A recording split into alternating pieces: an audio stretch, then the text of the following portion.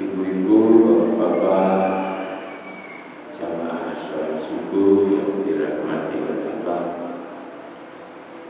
Mari kita banyak bersyukur atas anugerahnya kita dalam keadaan sehat dan afiat. Salawat dan salam kita persembahkan kehadiran kita Rasulullah Sallallahu Alaihi Wasallam. Imannya dari kegelapan ada yang terang-terang dengan iman lalu dari keadaan gelap dan keadaan yang penuh cahaya petunjuk hidayah sebagaimana yang kita rasakan selama ini. Ibu dan bapak-bapak sekalian, yang hangat dibicarakan adalah hari raya ini adalah persoalan mudik. Sudah menjadi kebiasaan umat Islam itu di hari raya, menjelang hari raya itu pada kembali ke kampungnya masing-masing, silaturahim kepada orang tua, bapak ibunya, saudara-saudaranya, ke tempat asalnya. Kalau saya ini ke Trenggalek misalnya,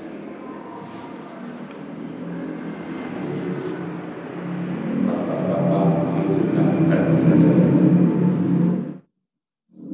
tempat asalnya masing-masing, dan itu adalah sesuatu yang sudah menjadi tradisi, dan itu adalah sesuatu yang menggembirakan walaupun harus berbiaya mahal, energi karena jauh. Tapi untuk hari raya ini dilarang oleh pemerintah. Sehingga lalu orang bertanya-tanya, kenapa kebiasaan yang begitu baik, yang begitu menyenangkan itu harus dilarang. Sekarang ini pemerintah itu mengerahkan semua kekuatannya itu agar orang tidak mudik. Sudah ada petunjuk, misalnya di Jawa Timur itu daerah mana yang lalu tidak yang dijaga, sampai jalan-jalan tikus, istilahnya jalan tikus yang terabas kecil-kecil pun juga dijaga. Orang-orang yang sudah nyampe pun kalau misalnya pas bisa mencapai rumah itu juga didatangi oleh polisi. Kenapa seperti ini? Sebetulnya kalau kita lihat dari pemerintah itu ya memang bagus sebetulnya. Untuk apa? Untuk menghindari COVID ini loh, Corona ini. Pemerintah sebetulnya khawatir kalau hari raya orang pada berkumpul lalu kemudian sekaligus menyebarkan virus. Dan kalau lalu betul-betul seperti itu, virus lalu kemudian kambuh lagi, memang biayanya juga mahal. Risikonya juga berat loh, memang kalau kita pikir secara mendalam. Tapi memang itu harus mengorbankan kesenangan kita. Ya memang masyarakat ini kan kalau itu sudah menyenangkan, dilarang itu kan susah, melarang kan susah. Karena itulah pemerintah akan menyelamatkan masyarakat itu lalu kemudian juga melakukan kebijakan seperti itu yang mengetatkan. Tapi apakah ini seperti mengada-ada? Menurut saya tidak sebetulnya. Coba kalau kita lihat siaran apakah lewat televisi, apakah lewat berita-berita yang bisa dipercaya. Sekarang ini kan India itu kan kambuh lagi. Coba kita lihat di rumah sakit juga di tempat-tempat yang apa yang berkerumun ya masyarakat itu, lalu kemudian orang pada jatuh mendadak, bahkan lalu juga mati, mayat-mayat bergelimpangan di mana-mana di India yang sekarang ini. Lalu negara-negara lain juga pada mengantisipasi. Saya dapat berita dari kawan saya yang menjadi duta besar di Amerika Latin itu juga begitu naik sekarang ini di Kolombia, di Argentina, di Brasil itu naik. Dulu sudah reda, naik lagi. Di Indonesia ini, di Malang ini sudah tidak begitu terdengar. Apakah lalu kemudian nanti tidak naik? Ya kita berdoa untuk tidak naik. Tapi umpama itu lalu kemudian persis kejadian ini seperti di India dan seterusnya itu, kan mengerikan. Lebih parah daripada yang pertama dulu katanya. Nah kalau di sini juga begitu, itulah sebenarnya lalu pemerintah itu menjadi benar untuk menyelamatkan. Karena itu kita jamaah ini memang juga harus ikut-ikut menahan diri bagaimana agar kita tidak ikut-ikut menyusahkan sebetulnya. Yang jaga pun kan juga susah sebetulnya, polisi-polisi. Amanan yang menjaga itu ya susah sebetulnya. Artinya juga iba. Tapi lalu gimana itu harus juga. Nah memang kalau di pemerintah dengan cara social distancing, menjaga jarak, cuci tangan, pakai masker, itu tidak ngatasi sebetulnya. Sebab ternyata banyak orang yang pakai masker juga kena. Pejabat-pejabat apa itu, bupati, apa gubernur, anggota DPR, bahkan juga menteri. Gitu. Dulu Donald Trump saja kena coba kok. Donald Trump aja, Presiden Amerika yang dulu itu kan juga kena itu. Rektor-rektor kawan saya itu juga banyak yang kena itu. Jadi tidak lalu Corona itu milih-milih orang, ternyata tidak. Dokter-dokter juga banyak yang mati. Perawat-perawat juga banyak yang kena. Padahal yang namanya pejabat, yang namanya dokter, yang namanya perawat, tenaga-tenaga kesehatan, kan sehari-hari pakai masker. Sehari-hari kan menjaga jarak. Sehari-hari kan cuci tangan, bahkan pakai pakaian khusus kayak begitu. Itu saja itu kena itu kan. Nah memang atas usaha-usaha yang bersifat fisik itu tidak nuntut sebetulnya. Makanya dulu sejak awal saya sudah ngajak ibu dan bapak-bapak sekalian, ayolah pakai yang sifatnya batin. Doa, lewat usaha-usaha batin. Itu itu maju. Itu bisa ngatasi sebetulnya. Ya tentu siapa yang yakin, yang sungguh-sungguh. Kalau tidak yakin ya siapa yang ragu-ragu sedikit juga. Lalu gimana? Nah dulu saya katakan, kalau ada gunung meletus, kita harus menjauh. Kalau ada banjir, kita nyari tempat yang tinggi. Kalau ada hujan, agar kita tidak basah, maka kita masuk rumah. Tetapi ketika kita itu ada gempa, maka harus keluar rumah, agar tidak kejatuhan atap. Agar selamat semuanya. Hanya persoalannya kalau ada corona kemana? Itu kan. Maka lalu saya ajak ingat Al-Quran. Di Quran itu ada disebutkan tempat yang aman itu ada itu. Dan itu banyak sekali ayatnya itu. Hanya ini tidak pernah mendapat perhatian. Karena apa? Karena memang sifatnya itu non fisik, yang batin, yang tidak mudah kalau itu massal. Tempat yang aman itu mana? Tapi sekali lagi ini adalah pendekatan yang sifatnya batin. Lahir dan batin, yang ada di dalam diri. Kepercayaan yang ada di dalam dada kita ini. Tempat yang aman itu mana? Ternyata ada, Ibu dan Bapak-bapak sekalian. Di Quran itu dijelaskan inna awwala baiti wudhi alinas lalladzi bibakata mubarakan wa udallil alamin fihi ayatun bayyinatun maqamul Ibrahim wa man dakhalahu kana amin. Sesungguhnya yang mula-mula rumah saya nyatakan untuk seluruh umat manusia, budi alinas. Di mana itu lalladzi bibakata mubarakan adalah di Bakah. Hudal wa hudalil alamin itu petunjuk, tempat petunjuk bagi alam. Fihi ayatun bayyinatun maqamul Ibrahim. Waman taqalahu, siapa yang masuk ke tempat itu? Waman taqalahu kana aman. Aman tempat.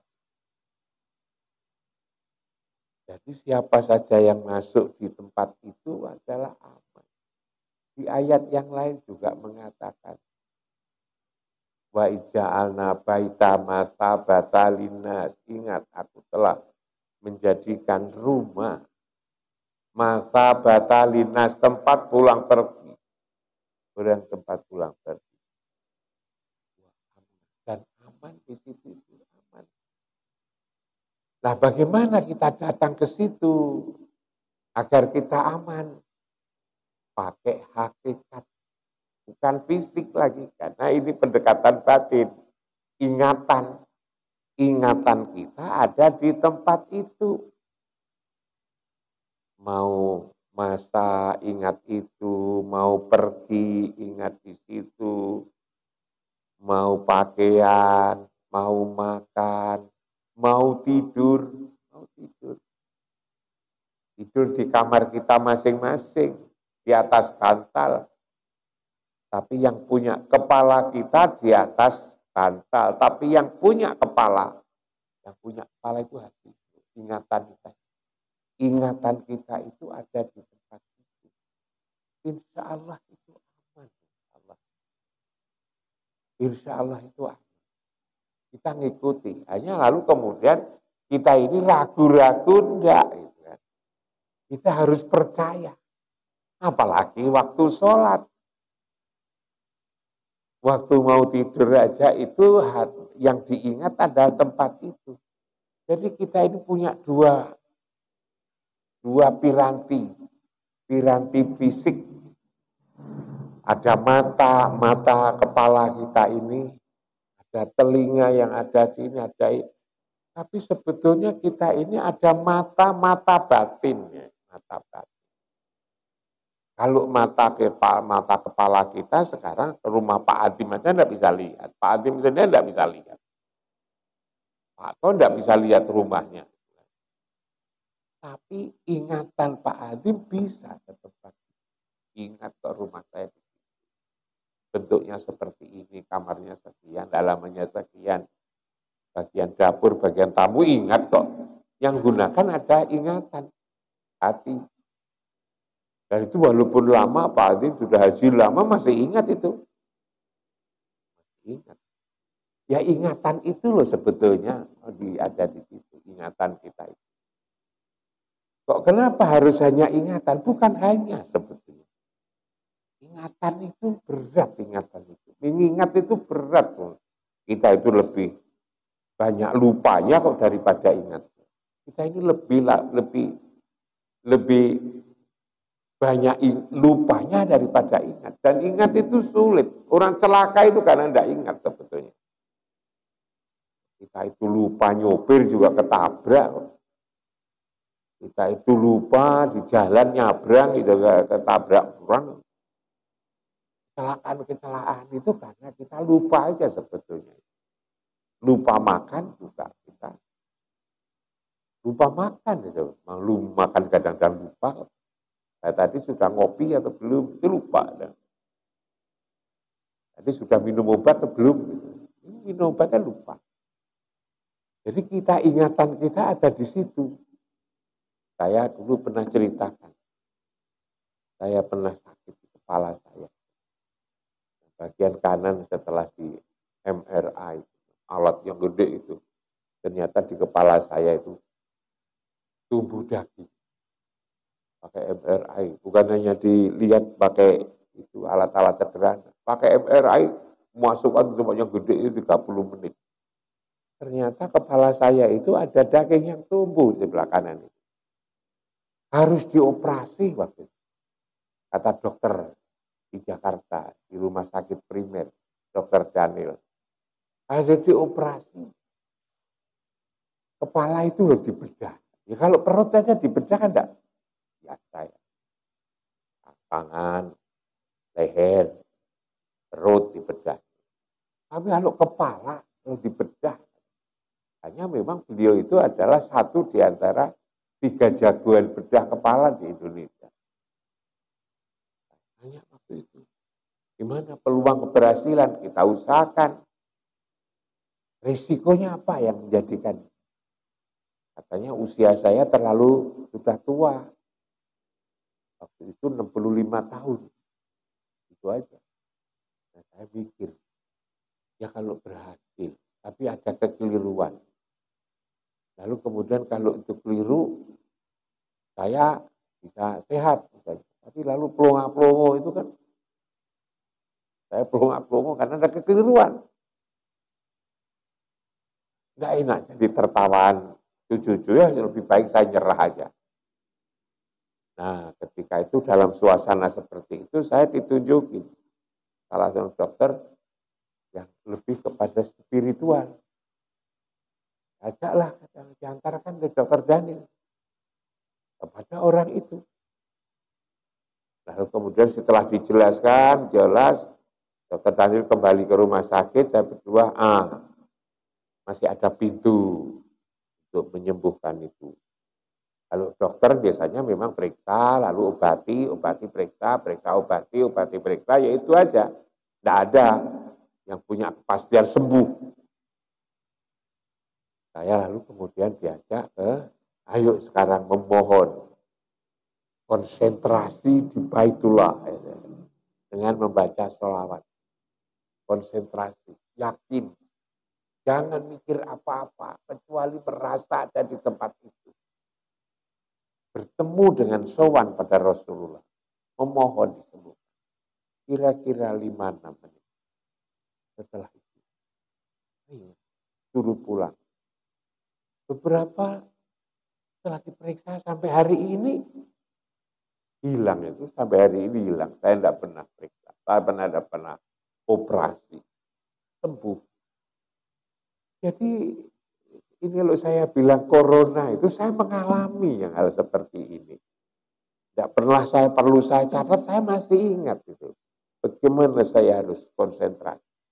Karena itulah Ibu dan Bapak-Bapak sekalian, saya ingat, saya ajak, ayolah kita, hati kita ada di situ, ingatan kita ada di situ. Ingatan kita ada di situ. Bahwa itu tempat itu penting sekali.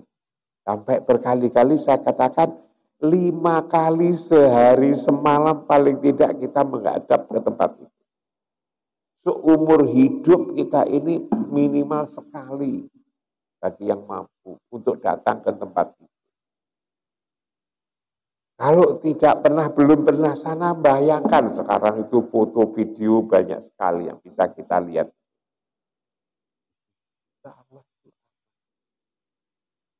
Ini saya punya jamaah di seluruh Indonesia ini. 24 provinsi ya, 24 provinsi, jamaahnya juga banyak. Alhamdulillah, sampai hari ini diajak untuk bersembunyi, istilah saya, diajak bersembunyi. Ingat Baitullah. Alhamdulillah sampai hari ini aman.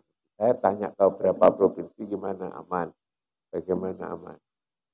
Ada yang 1-2 aja yang ketularan, tapi dengan berdoa memohon Allah dan Rasulnya itu ternyata sembuh.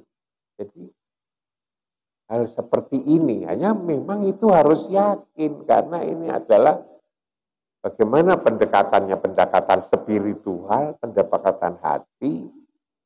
Dan memang yang penting itu sebetulnya diri kita itu justru hatinya itu sebetulnya. Bukan fisiknya. Roh yang ada di dalam ini sebetulnya menjadi kekuatan. Kalau di dalam itu baik akan menjadi bagus. Kalau di dalam jelek ya menjadi jelek. Yang ada di dalam itulah harus ingat. Nyambung. Nyambung dengan Allah dan Rasulnya. Itu lalu kemudian jadi apa? Itu Bapak. Nah kemudian karena ini. Kita ini akhir-akhir ini selain corona, COVID, menjelang akhir ini adalah kita diingatkan dengan malam Lailatul Qadar. Malam Lailatul Qadar. Orang lalu kemudian banyak berburu agar memperoleh Lailatul Qadar. Malam kemuliaan. Itu diterangkan oleh dalam surat yang selalu dibaca oleh Mas Haryanto dan juga dibaca oleh Pak Rafiq. Apa sebetulnya malam Lailatul Qadar? Keterangan banyak. Kalau ibu bapak membaca YouTube, bagaimana para ulama-ulama besar itu ya, termasuk juga di Indonesia, menjelaskan tentang Lailatul Qadar. Itu kan beraneka ragam, bermacam-macam. Kenapa? Karena memang menjelaskannya itu berdasarkan kata sebetulnya. Kalimat itu. Tapi tidak tahu apa yang dikatakan. Berkata atas kata itu kan memang sulit. Quran itu kan keterangan. Tapi yang diterangkan kan seringkali tidak dicari.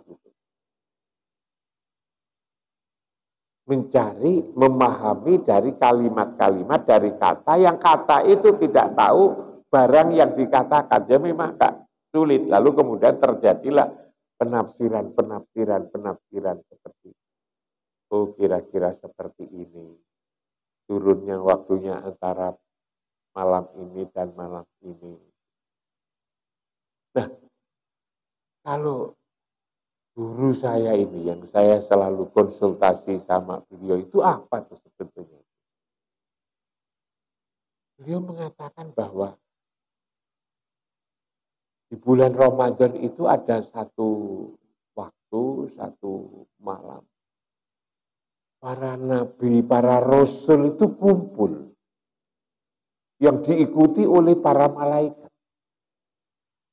Tanazzalul malaikatu warruhu fiha bi'idzini rabbi min kulli amrin salamun hiya hatta matla'il fajar.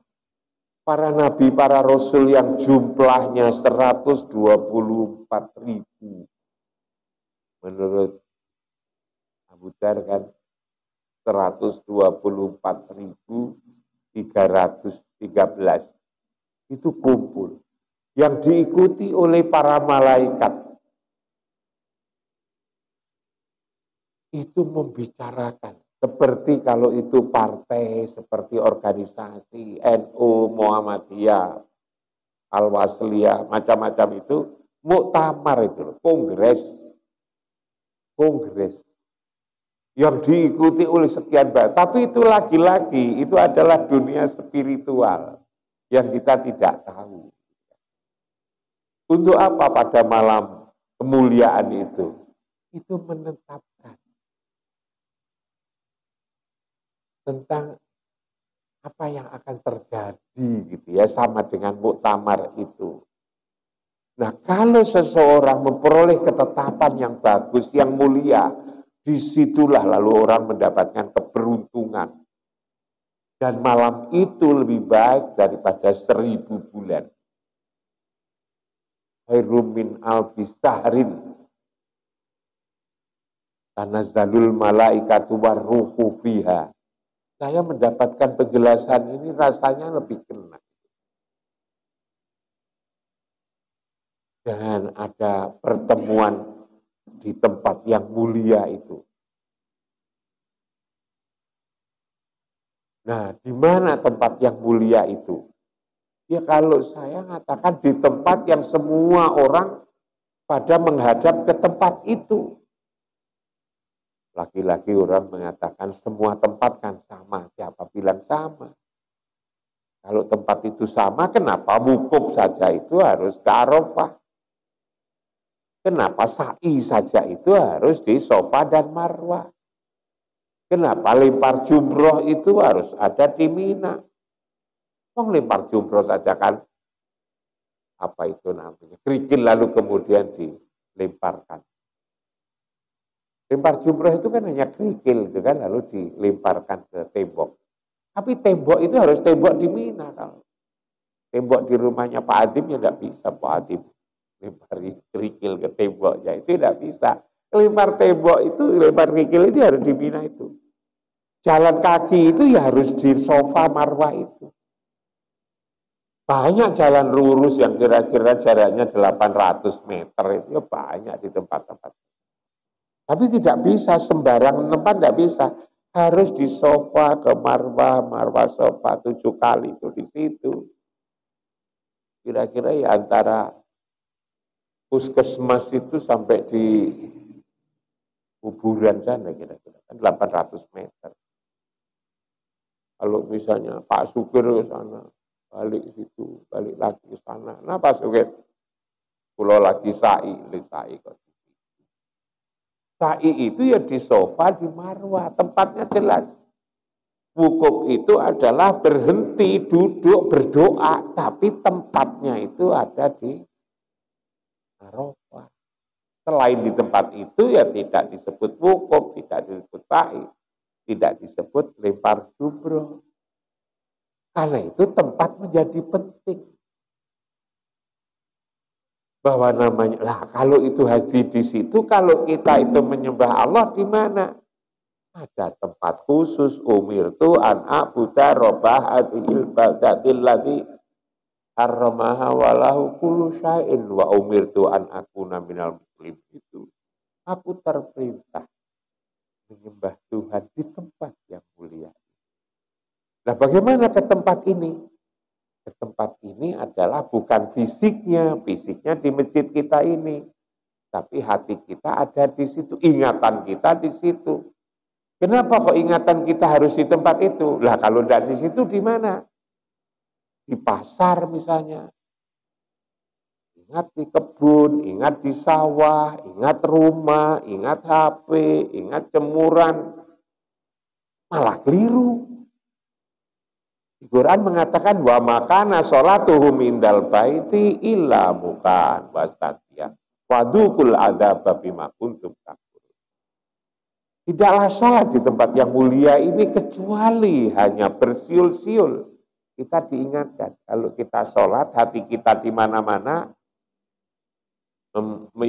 ingat jemuran, ingat apa namanya di rumah, itu malah keliru itu kan, menserikatkan. Makanya fadukul adaba bima kuntum takfurun.